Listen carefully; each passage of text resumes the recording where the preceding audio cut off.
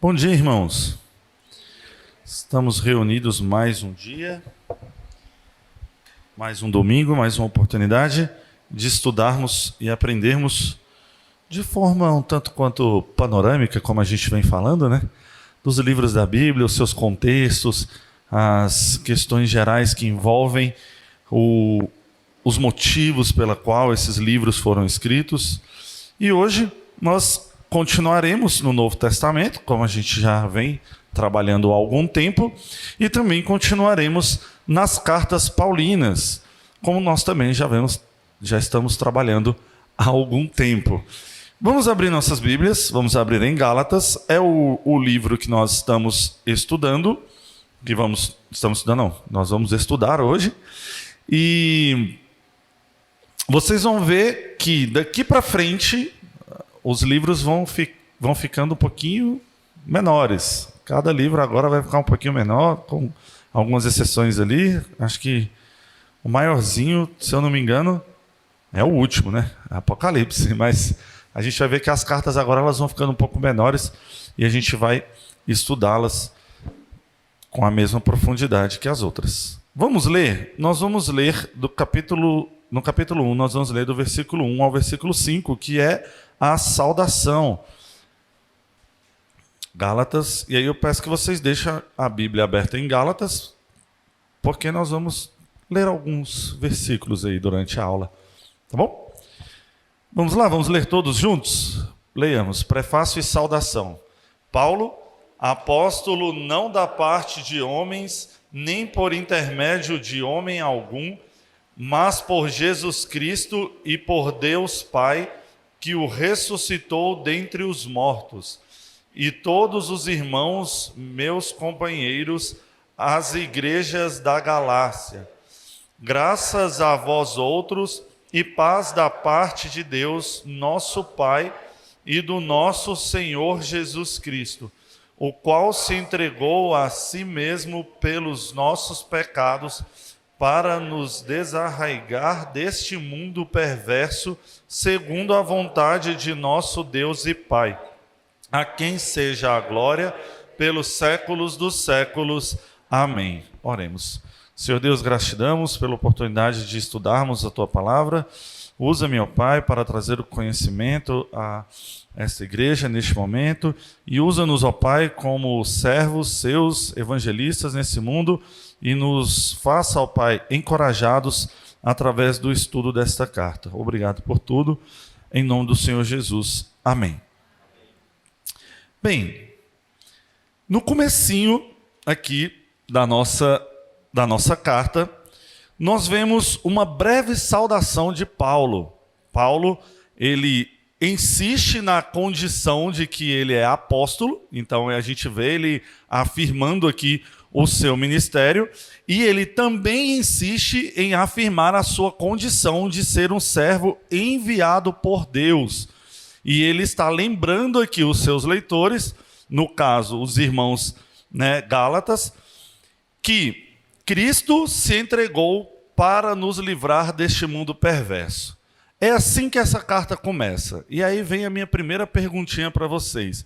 Por que ele faz isso?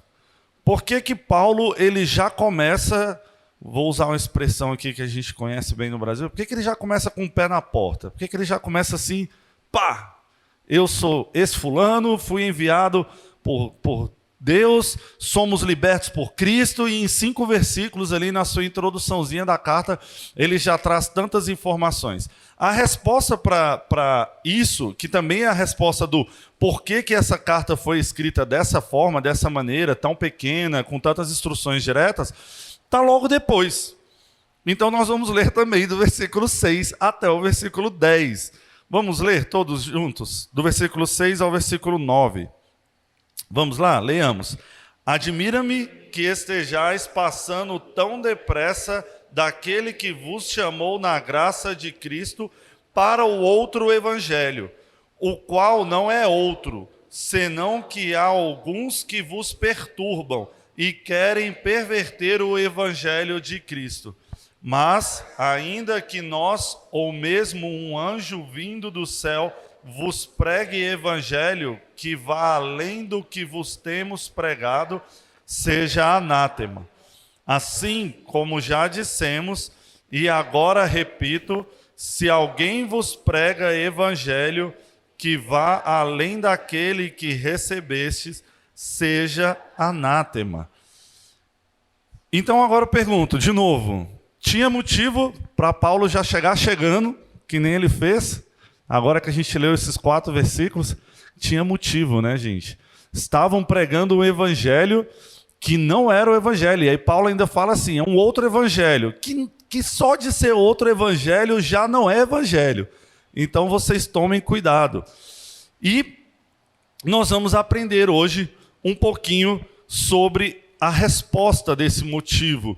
Nós vamos aprender por que Paulo está tão perplexo com os Gálatas, tão chocado de, em pouco tempo, os Gálatas abandonarem o verdadeiro evangelho, e ele, mais do que depressa, corre para escrever uma carta aos Gálatas. E é isso que a gente vai ver um pouquinho hoje.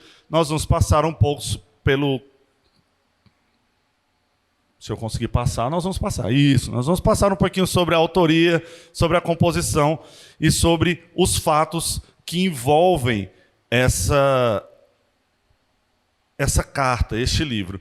Então, vamos nos contextualizar. Para entendermos o que estava acontecendo, primeiro nós vamos entender o que acontecia na época e quais eram as bases das necessidades de Paulo em escrever essa carta. Nós vamos ver um pouquinho da autoria, um pouquinho da data, um pouquinho da composição, e depois nós vamos voltar a essa verdade inicial e nós vamos obter resposta para essas 2 perguntinhas que eu fiz de forma mais completa.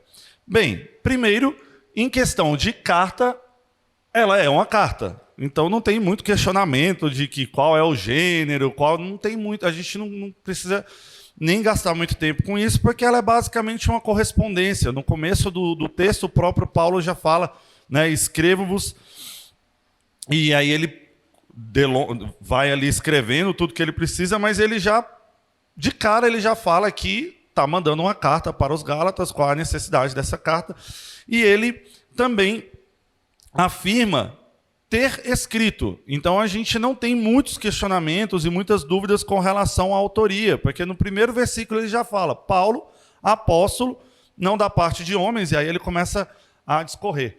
Então é uma carta escrita por Paulo.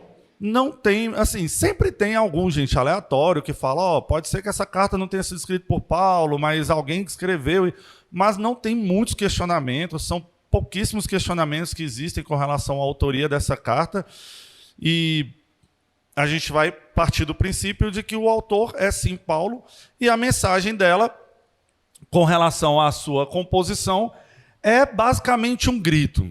Vocês conhecem algum pastor que fala mais alto assim, fala mais gritado? Eu conheço alguns. Eu conheço meu pai, que é pastor, e ele fala um pouco mais gritado, a pregação dele é um pouco mais, né, ali, num tonzinho de voz assim mais alto, né? Tem alguns bons pastores que eu conheço que gostam de falar assim de forma mais firme. Um deles eu esqueci o nome, mas os irmãos aqui vão me ajudar. Ele era pastor lá na Sexta, de BH, fez o seu casamento.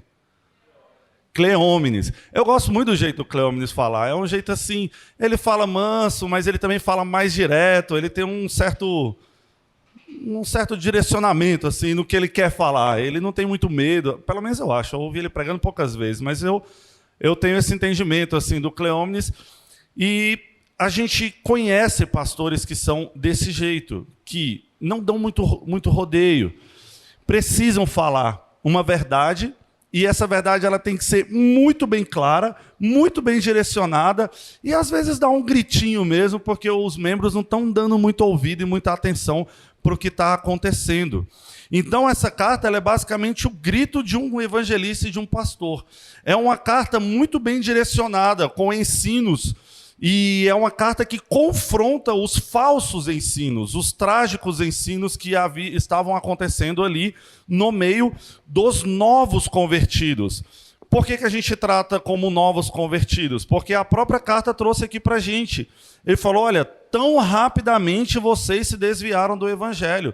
Logo, eles estavam no evangelho há pouco tempo, E tão rapidamente eles se desviaram do evangelho. E quem são esses convertidos?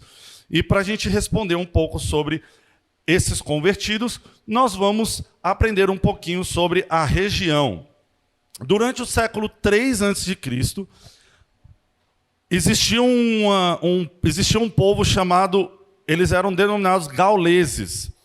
E uma parte desse povo, dos gauleses, migrou para o interior da Ásia Menor. Ali eles criaram uma comunidade nova, criaram um novo reino, e eles continuaram a ser chamados de gauleses. O fato deles estarem separados da onde era a cidade inicial não tirou deles o título, né? E não tirou eles da região. Eles continuaram sendo gauleses, eram apenas cidades, né? Povoados separados. Só que quase 3 séculos depois, quando chegaram os romanos e dominaram toda aquela região, esse povoado já era um povoado maior. Ele era um povoado grandinho, que existia até outros povoadozinhos ali em volta deles. E os romanos chegaram e falaram: ó, a partir de hoje, vocês são um novo povo, nós vamos fazer aqui uma província, e essa província vai se chamar Galácia. Então, a partir de hoje, vocês não são mais gauleses, vocês passam a ser gálatas. Então, eles ganharam uma nova cidade, eles ganharam um novo povo, entre aspas, e se tornaram ali o povo galácio. E quando Paulo conhece eles, isso a gente encontra lá em Atos capítulo 16, 6, Paulo, ele faz um reconhecimento ali da área e ele prega para esse povo. Isso está na primeira viagem missionária de Paulo, lá em Atos 16, Atos 15 e 16, tem essas explicaçõezinhas. E uma das explicações que a gente vê lá, alguém abre, por favor, em Atos 16, 6, Paulo, ele está passando pela Ásia, o Espírito Santo fala para Paulo não adentrar na Ásia, e Paulo ele acaba descendo para a Ásia Menor. Na Ásia Menor ele encontra esse povo, e o próprio texto fala que essa era uma região chamada Frígio-Gálata. E ele vai para lá pregar o evangelho, uma vez que ele foi impedido de subir para a Ásia. Quando a gente fala Ásia Menor e Ásia Maior, gente, não é uma questão de sul e norte ou direcionamento assim, não. É uma região mesmo chamada Ásia Menor. Alguém lê o versículo 16, 6, por favor, de Atos. Percorrendo a região Frígio-Gálata, tendo sido impedidos pelo Espírito Santo de pregar a palavra na Ásia. Então, ele percorreu toda a região e nessa região ele acabou pregando o evangelho. E após conhecer e pregar na região, ele seguiu o seu caminho, foi-se embora, e um tempo depois ele se depara com a necessidade de escrever para aquela região. E por que isso aconteceu? Alguém abre, por favor, em Gálatas 1 e lê o versículo 11 e 12. Gálatas 1, versículo 11 e 12.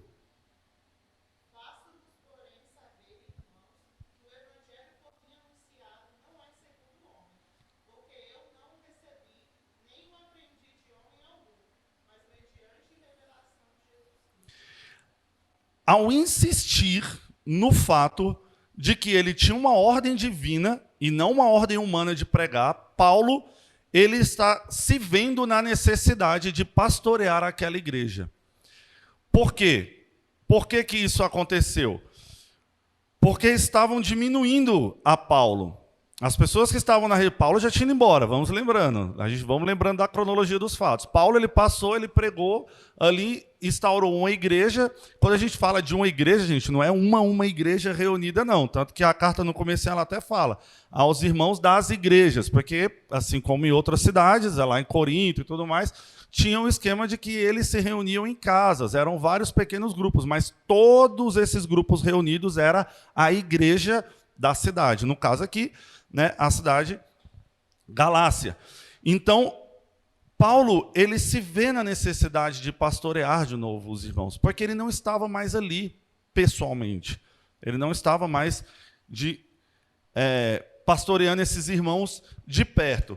E a gente vai ver aqui algumas questões que envolvem isso. Primeiro, nós vamos ver onde Paulo estava quando ele escreveu essa carta, o que estava acontecendo no período, para a gente determinar mais ou menos qual é o período dessa carta. Primeiro, em Atos 15, nós conhecemos um evento bem famoso. Ele foi o Concílio de Jerusalém. As pessoas se reuniram, fizeram um concílio ali, fizeram algumas anotações, escreveram algumas coisas importantes para a igreja, para os cristãos, para que pudesse direcionar as coisas. E coisas ali levantadas e decididas, elas teriam sido muito bem adequadas a esta carta que Paulo escreveu aos Gálatas. Porém, Paulo não menciona nessa carta nenhuma dessas coisas que aconteceu no Concílio de Jerusalém. Então, um dos apontamentos que se tem é a possibilidade dessa carta ter sido escrita antes desse evento, antes do Concílio de Jerusalém. E o Concílio de Jerusalém, nós sabemos a data dele, ele foi em 48 depois de Cristo. Então, para a gente ter uma localização de tempo, de quando mais ou menos Paulo precisou escrever para os Gálatas, há fortes indícios de que foi antes de 48, porque nenhum dos apontamentos feitos no Concílio de Jerusalém são encontrados na carta aos Gálatas.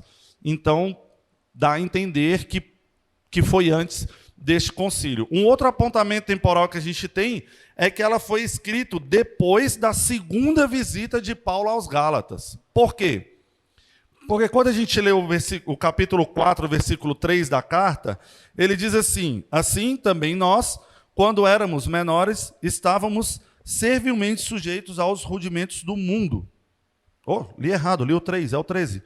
E vós sabeis que vos pregueis o evangelho a primeira vez por causa de uma enfermidade física. Quando ele fala a primeira vez, dá a sensação de que pelo menos 2 vezes a pessoa já foi lá, porque se ele está explicando que, preguei o evangelho para vocês da primeira vez que eu fui aí. Se fosse da única vez, talvez ele teria falado, preguei o evangelho quando estive convosco, que aí seria uma vez, né? Quando fui aí ter com vocês. Mas não, ele é enfático em dizer que foi da primeira vez, o que dá a entender que ele já tinha ido pelo menos 2 vezes. Então, a gente diminui mais ainda a janela ali temporal de quando foi que essa carta foi escrita, porque provavelmente foi depois da segunda visita de Paulo. E esse é um outro apontamento. Outro apontamento ainda que a gente tem com relação à data é que o estilo dessa carta, os pensamentos aqui inseridos, eles são muito parecidos, têm muita afinidade com a segunda carta aos Coríntios e a carta aos Romanos. E essas 2 cartas provavelmente foram escritas na mesma época, no mesmo período. Então, dá para a gente uma datação próxima dessas outras 2 escritas pelo estilo dessas 3 cartas serem tão parecidos, de terem expressões tão parecidas e forma de escrita tão parecida. E aí a janela se fecha em mais ou menos 46 a 48 depois de Cristo, porque foi um período em que ele escreveu as outras 2 cartas, foi um período depois da segunda viagem missionária dele e foi um período anterior ao Concílio de Jerusalém, que aconteceu em 48 depois de Cristo. Então esses são os indícios de que essa carta ela foi escrita mais ou menos neste período. E agora que a gente já sabe, né, para quem Paulo escreveu essa carta, qual o contexto que ele escreveu e qual o período, nós vamos tratar um pouquinho do cerne do livro, o que esse livro tem como mensagem, né, quais são as suas necessidades, quando a gente olha para Paulo, quais eram as necessidades de Paulo em escrever essa carta. E nós vamos ver também algumas ocasiõezinhas separadas que derivaram a necessidade de Paulo escrever essa carta. Primeiro, a gente precisa saber que Paulo e Barnabé, eles não estavam mais na cidade, como eu já falei.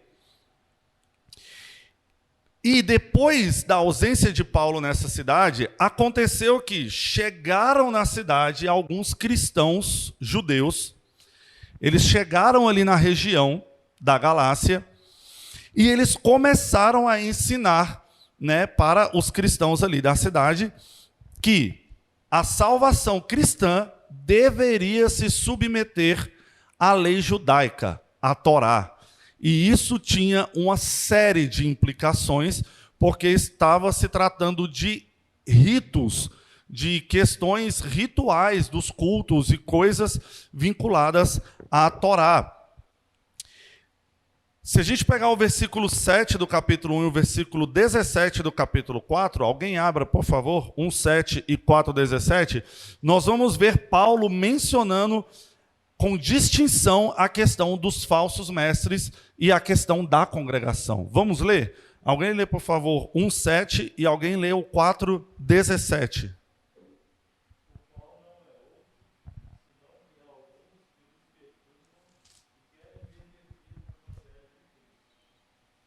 Então ele fala aí que há alguns que querem perverter o evangelho de Cristo. Gente, perverter é muito diferente de apresentar uma nova coisa. Quando um novo conteúdo é apresentado, é uma coisa. Quando você pega um conteúdo já apresentado e perverte ele, é muito mais complicado. Porque você está no campo da sutileza. Você está ali dando voltas em algo que já foi exposto e você está fazendo de forma errada, mas tendo o texto básico, tendo a base como verdadeira. E isso é terrível, é o que a gente fala de corromper. Nós estamos corrompendo o evangelho.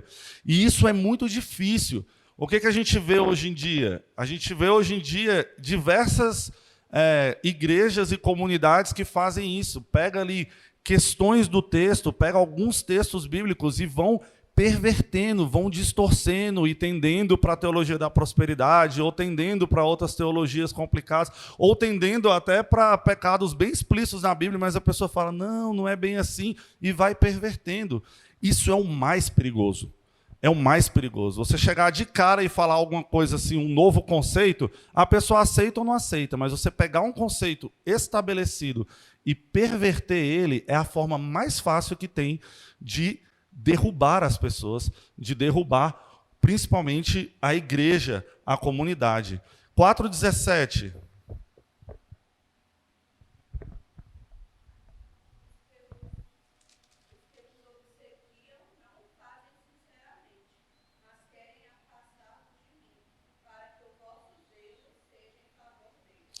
E aí, depois que você perverte o conteúdo, você também tem que derrubar quem? Você tem que derrubar o líder, aquele que explanou este conteúdo. E aí você, não vai seguindo Paulo não, que Paulo, não quero dizer de forma direta, mas é meio herege esse caboclo aí. E você vai pervertendo o conteúdo e você vai também derrubando e denegrindo a imagem daquele que passou este conteúdo, daquele que pregou o evangelho verdadeiro. E Paulo está alertando com relação a isso. Os que vos obsequiam não o fazem sinceramente, mas querem afastar-vos de mim. Não escuta esse caboclo, não.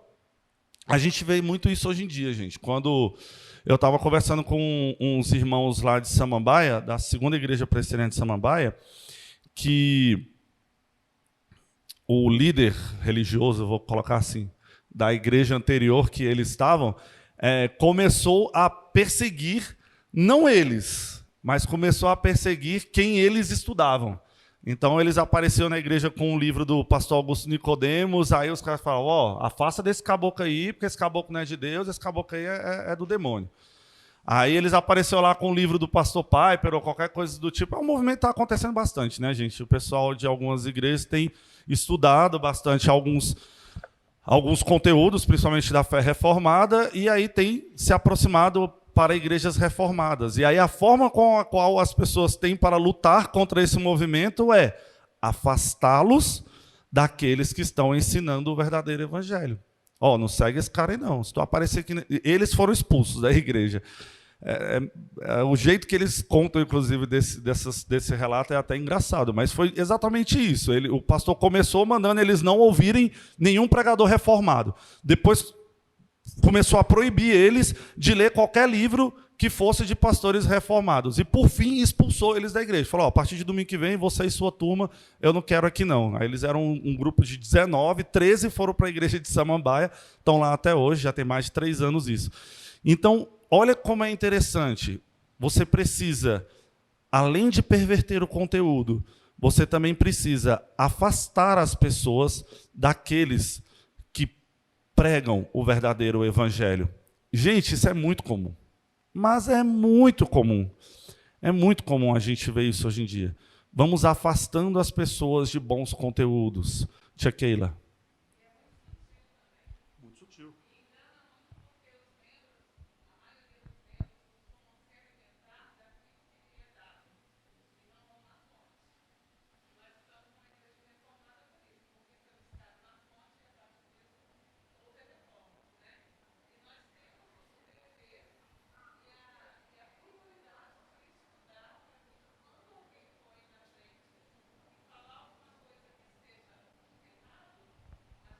Questionado.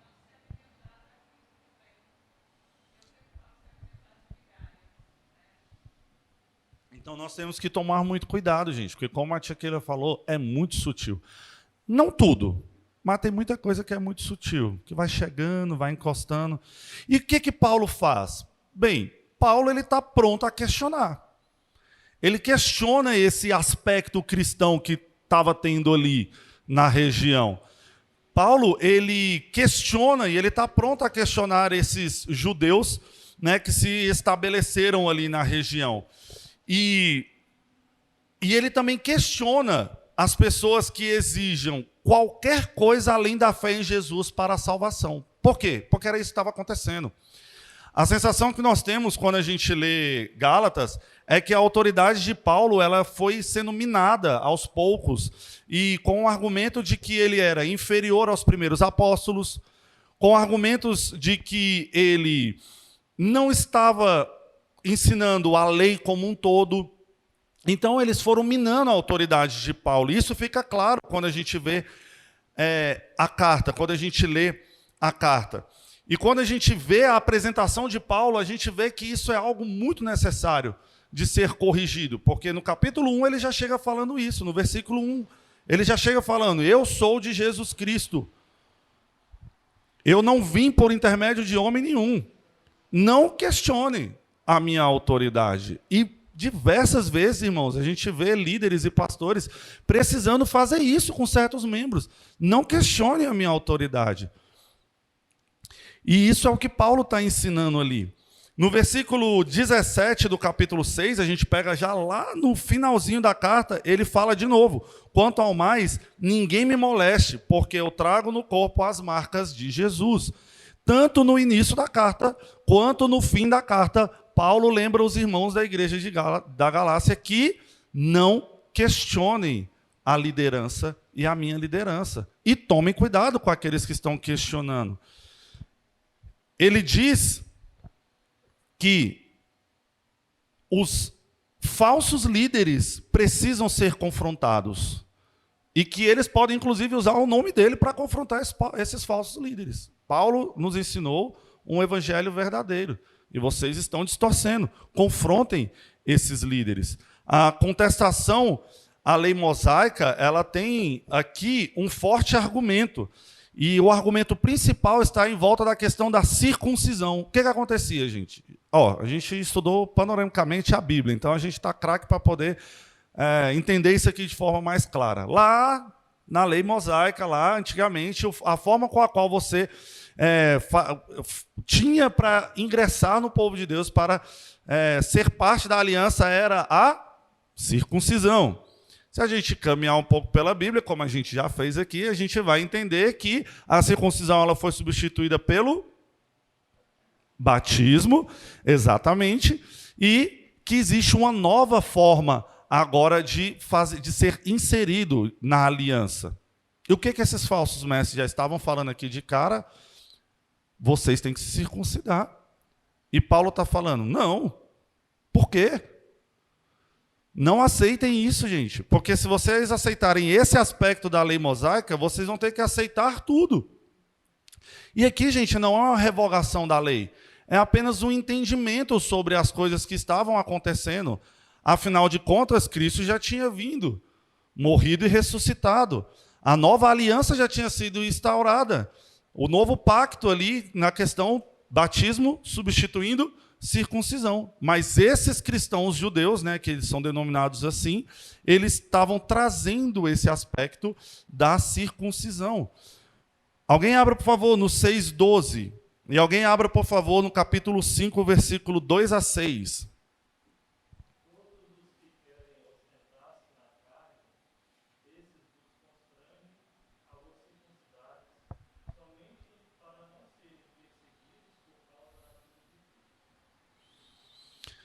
E o 5, 2 a 6. Um pouquinho antes.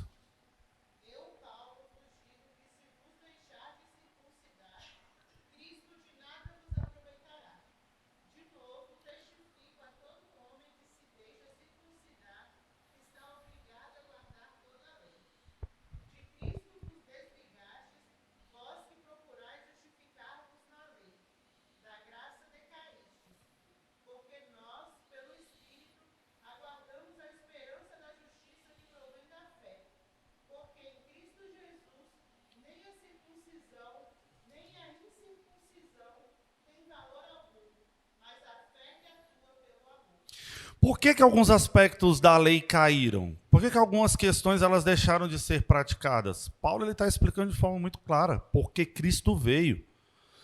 A gente estudando a Bíblia de forma panorâmica, a gente viu isso. Lá no Novo Testamento estava tudo apontando para Cristo.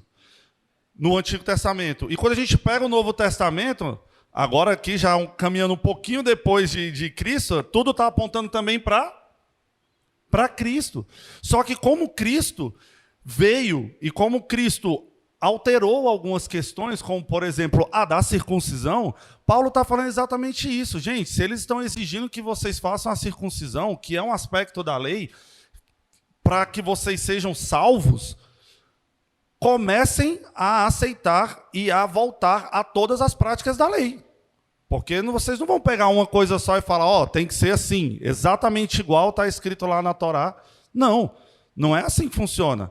Você não pode separar uma coisa da outra. Não, nesse aspecto aqui da circuncisão tem que ser igual está lá na Torá. Outros aspectos... Não, aquilo que foi revogado por Cristo está alterado. O que não foi revogado não está alterado.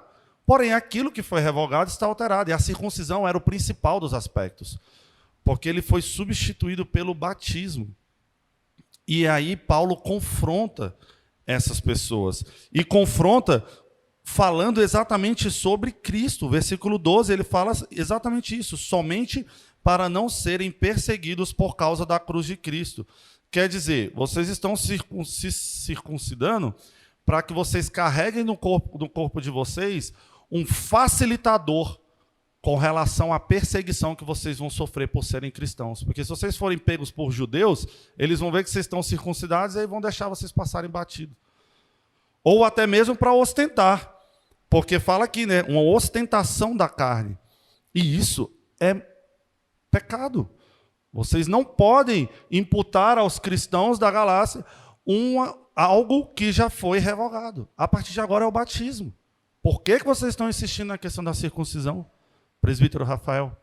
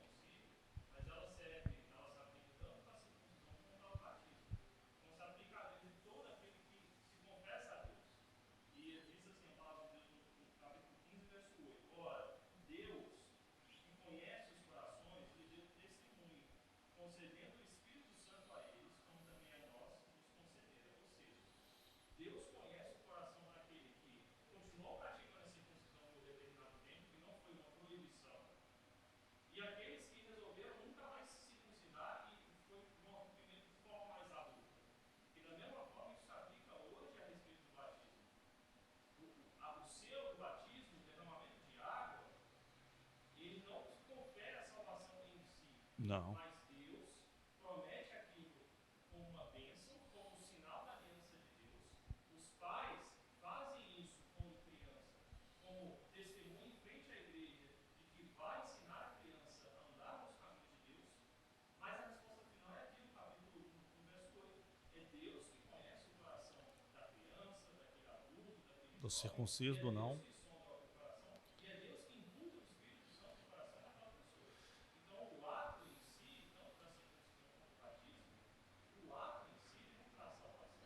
E aí,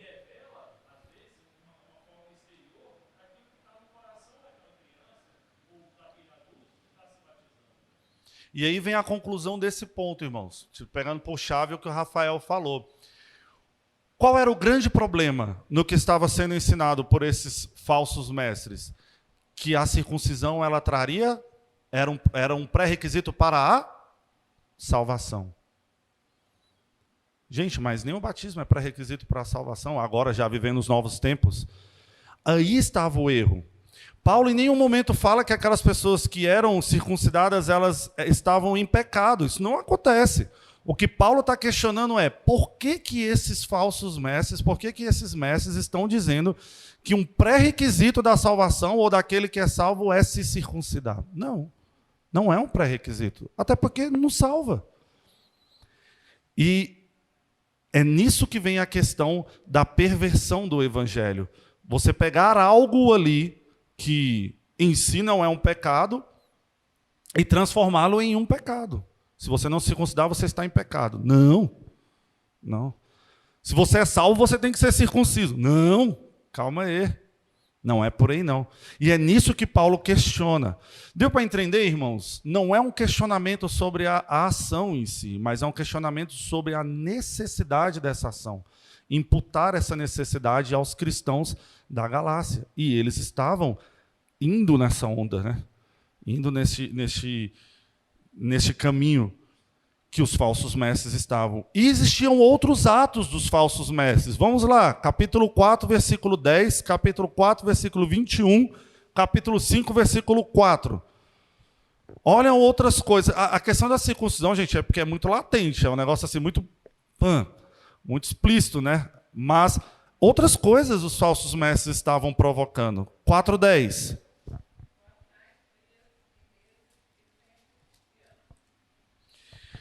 Neste versículo, Paulo ele está questionando que os falsos mestres estavam sacramentando alguns períodos, que alguns períodos não podiam ser violados de forma nenhuma, e ia além do sábado do Senhor.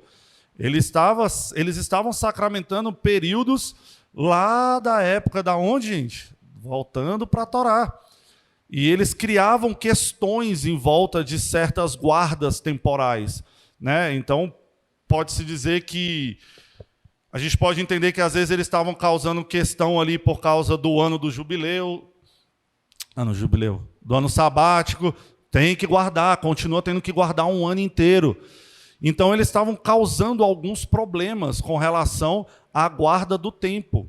Outros problemas que eles estavam causando, 4:21.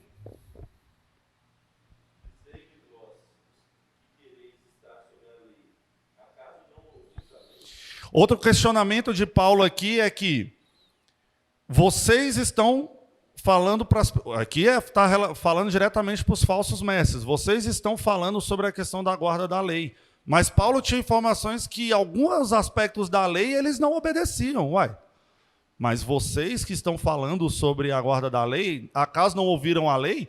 Vocês não estão atentos à lei? E aqui é uma questão vinculada às duas alianças, né? Então, Paulo está questionando eles. Vocês mesmos não ouviram a lei? Vocês não estão entendendo o que vocês estão fazendo? Vocês estão distorcendo tudo, gente. Vocês estão causando problema em todas as áreas. 5:4.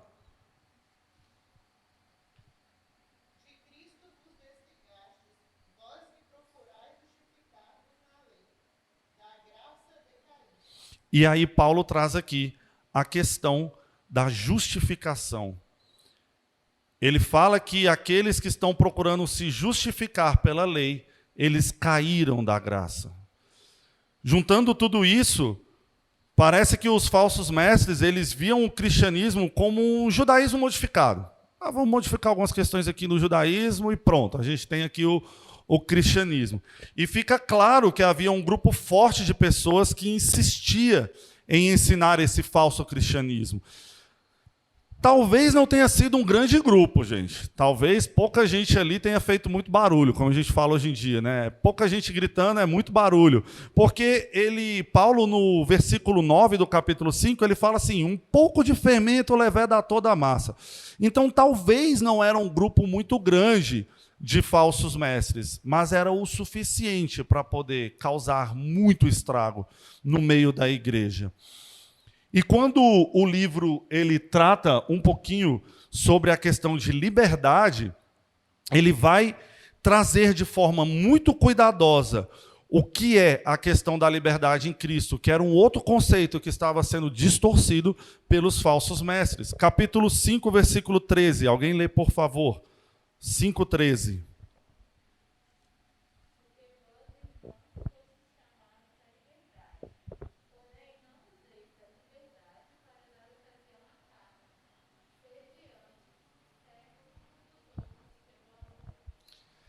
A libertinagem é, às vezes, detectada com essa exortação.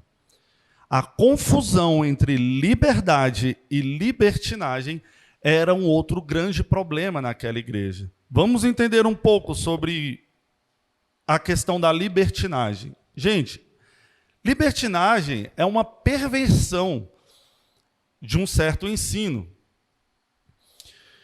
O ensino que Paulo dava e trazia de que em Cristo os crentes são livres para fazer as coisas, essa liberdade que Paulo trouxe em seu ensino, quando ele passou pela Galácia, estava sendo distorcida, e essa liberdade estava dando um aval para a libertinagem. Como que isso acontece? Isso é muito fácil de exemplificar, gente. Nós somos filhos de Deus, somos livres para amar. Aí daí a gente tira que a gente é livre para amar pessoas do mesmo sexo, livre para amar 2 ou 3 pessoas como meu cônjuge, porque eu consigo amar mais de uma pessoa. Nós somos livres para amar, e a relação sexual é um ato de amor. Então não precisa esperar o casamento. Se você ama aquela pessoa, por que esperar? Não precisa. É amor. Não existe empecilhos para o amor. Você é livre para amar. Você também não precisa se abster de certas drogas, porque você é livre para usar o seu corpo. Tudo lhe é lícito. Você é livre. É só fazer de forma consciente, não prejudicar o próximo, não causar problema para a sociedade, que está tudo ok. Todas essas coisinhas são libertinagem. Você usa a desculpa de ser livre em Cristo para pecar. Isso é libertinagem. Porque, afinal de contas, Deus é amor e me aceita do jeito que eu sou e quer me ver feliz. Logo, faça tudo aquilo que te faça feliz. O importante é ser feliz, né, gente? Libertinagem. E isso é muito fácil de detectar hoje em dia, gente. É muito fácil. Principalmente quem está mais, digamos, conectado. Com certeza tem no Instagram algum amigo que é cristão homossexual. A gente tem um amigo próximo, né? Uma pessoa que a gente teve convívio por um tempo. Com certeza a gente tem no Instagram pessoas que são cristãs, que vão na igreja e são totalmente a favor de relações sexuais fora do casamento, porque você tem que conhecer, né? A gente vai casar com a pessoa que você não conhece. Aí é dar um tiro no escuro, não pode fazer um negócio desse. E nessas nuancezinhas a gente vê a diferença entre liberdade e libertinagem, porque nós somos libertos em Cristo. Nós não somos libertinosos em Cristo, nós somos libertos em Cristo. É uma questão totalmente diferente. E em toda época, pessoas têm deduzido que, se somos salvos pela graça, não importa como vivemos ou o que fazemos. Nós somos salvos, não precisa se preocupar. Faz o que você quiser, não tem problema. Só não prejudique o próximo.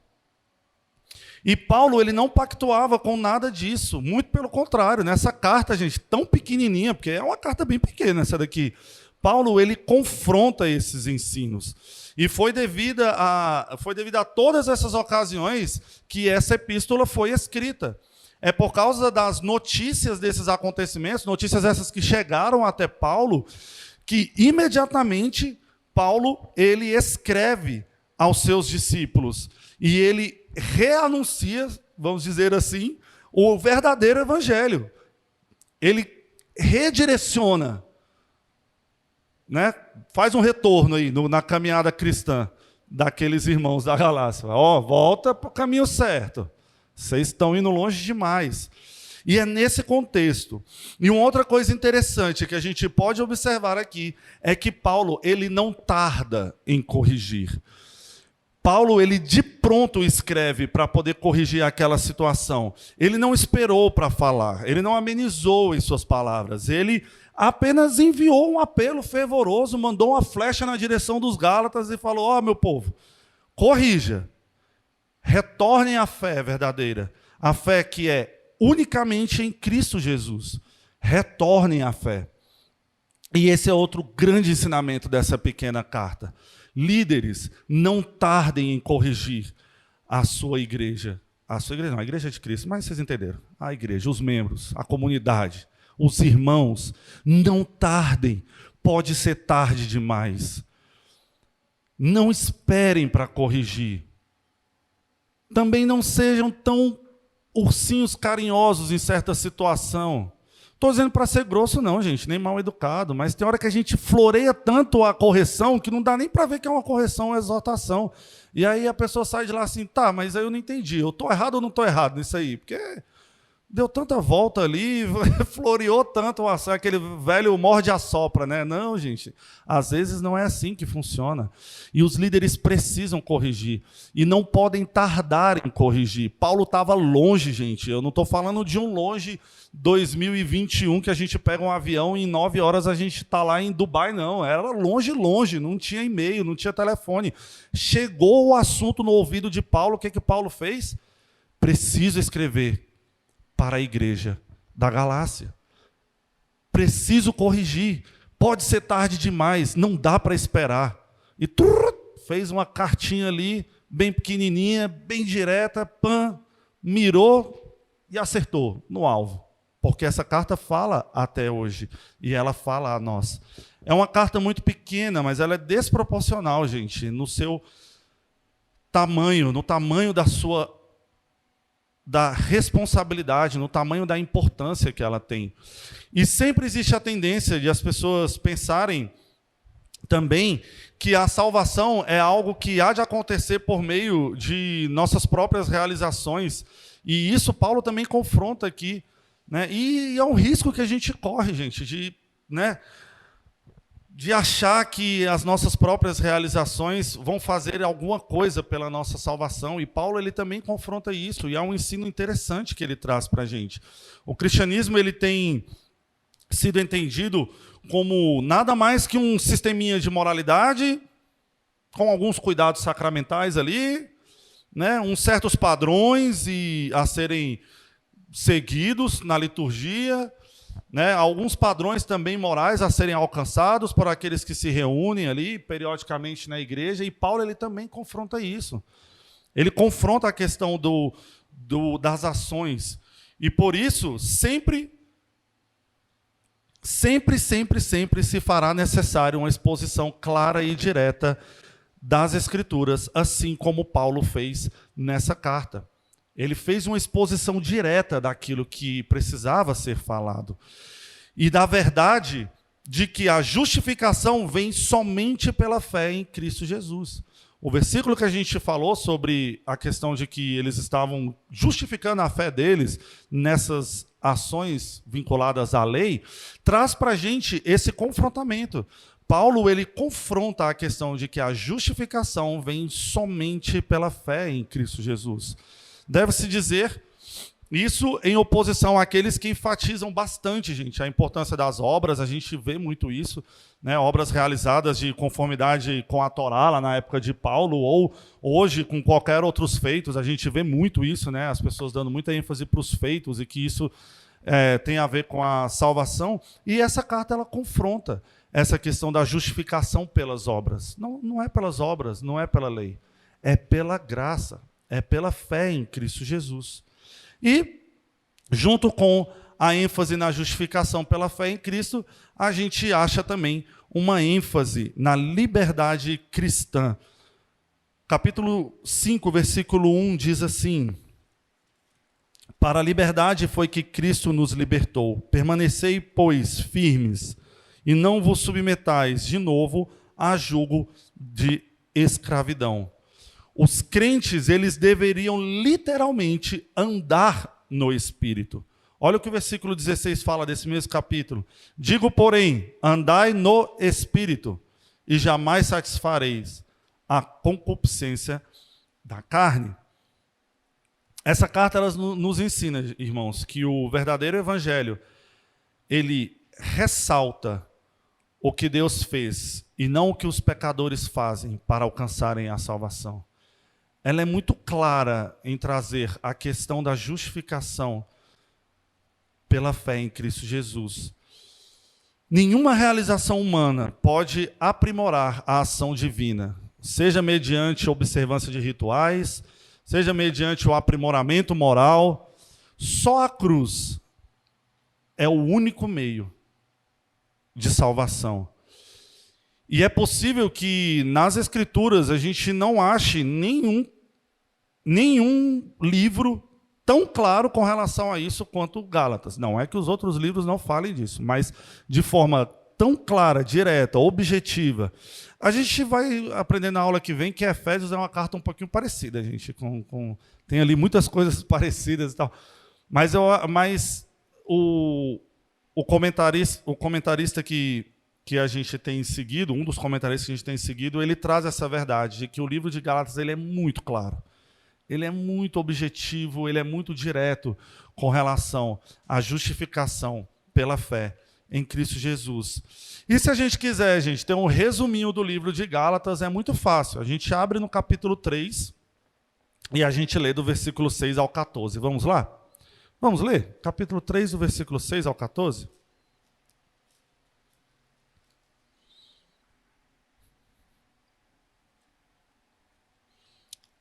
Leiamos. 6 a 14, isso. É o caso de Abraão, que creu em Deus, e isso lhe foi imputado para a justiça. Sabei, pois, que os da fé é que são filhos de Abraão. Ora, tendo a Escritura previsto que Deus justificaria pela fé os gentios, pré-anunciou o evangelho a Abraão. Em ti serão abençoados todos os povos. De modo que os da fé são abençoados com o crente Abraão. Todos quantos, pois, são das obras da lei, estão debaixo de maldição, porque está escrito: maldito todo aquele que não permanece em todas as coisas escritas no livro da lei para praticá-las. E é evidente que pela lei ninguém é justificado diante de Deus, porque o justo viverá pela fé. Ora, a lei não procede de fé. Preceitos, por ele viverá. Cristo nos resgatou da maldição da lei, fazendo-se ele próprio maldição em nosso lugar, porque está escrito: maldito todo aquele que for pendurado em madeiro, para que a bênção de Abraão chegasse aos gentios em Jesus Cristo, a fim de que recebêssemos pela fé o Espírito prometido. A carta é um lembrete, gente, constante de quão importante é entender as implicações da fé cristã. Ela é um lembrete constante de como é importante aprendermos a doutrina da justificação e que a justificação é pela fé em Cristo Jesus. E como eu falei, eu acho que nenhuma carta deixa tão clara, de forma tão direta, não é tão clara, mas de forma tão direta, a importância de vivenciarmos todas as implicações da salvação pela cruz.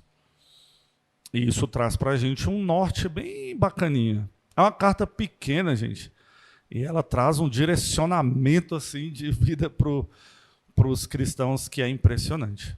Vamos orar? Senhor Deus, graças te damos, ó Pai, por este dia, por mais um momento de aprendizado, e que o Senhor tire de nós, ó Pai, um coração orgulhoso, um coração, ó Pai, que busca justificar-nos pelas nossas obras. Coloque em nós, ó Pai, a consciência de que sem Cristo nada somos, sem a cruz a salvação não teríamos, e coloque em nós, ó Pai, um coração realmente agradecido a Ti, ó Pai, por a Tua maravilhosa obra e a Tua incrível misericórdia na salvação pela cruz. Obrigado, ó Pai, por tudo que o Senhor tem feito por nós. Obrigado por este estudo, por essa igreja, pela reunião que temos, a oportunidade de fazer todos os domingos. Obrigado, ó Pai, pelos irmãos aqui reunidos e que possamos juntos crescer em aprendizado, crescer, ó Pai, no conhecimento da Tua palavra. Obrigado por tudo, em nome do Senhor Jesus. Amém.